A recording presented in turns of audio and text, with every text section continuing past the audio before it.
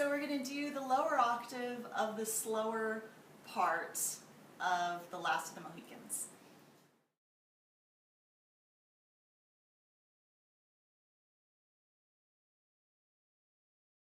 So, just like we did with the higher octave, let's play A minor in our lower octave. This is a good one to practice too, especially because this is the scale that you need for getting all the notes in tune for the rhythmic-y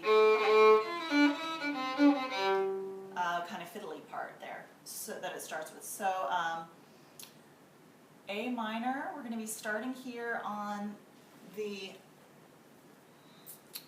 first finger on the G string. That's a whole step up from G. That's our A right there. Then a whole step to B, half step to C. Open D, whole step to E, half step to F natural, whole step to G.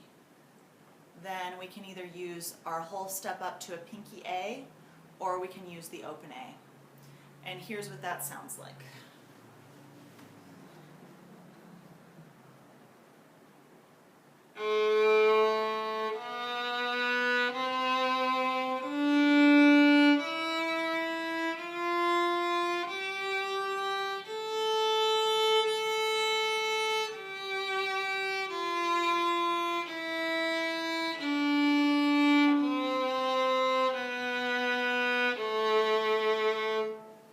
So a little tip here for keeping this in tune, just notice that the first and third fingers are staying in the same position over the G and D string for this deal, and the second finger is the one that has to change from being high here on the G string to being low here on the D string.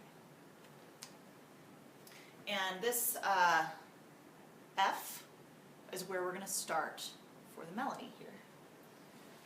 So on the D string, using these hand positions that you're just going to practice so much because you just love playing scales, you're going to play 2, 1, 0. So, and notice, so when I after I go 2, 1, 0, the next note that I want on G is the third finger. I'm going to use the position of, for one thing, I'm trying to keep my third finger relaxed and out here because it's always going to be in this position for this scale. So I'm trying not to let it creep back on me here.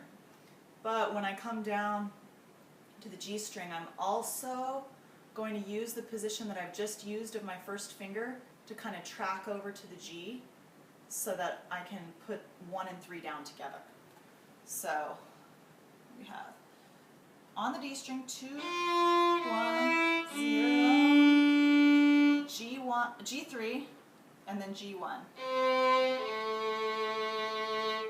Then we go to second finger on the D string again, 2, 1,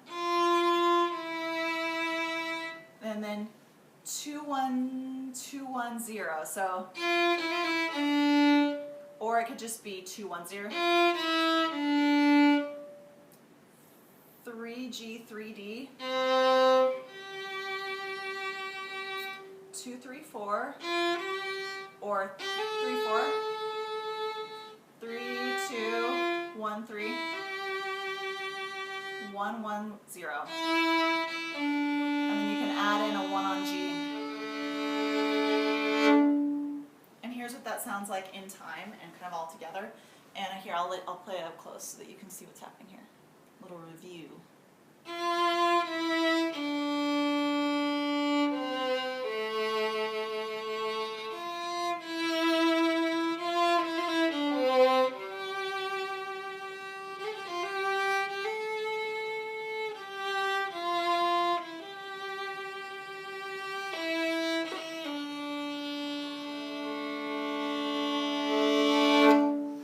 And a little trick for this double stop, that A is going to sound best in relation to the D string if you pull it even just a little higher than where you normally play it. Well, I hope that helps with putting together a little bit of that melody so you can play the whole Last of the Mohicans and have a little bit of video guide to go along with the sheet music that you can still get for free over at thehotViolinist.com.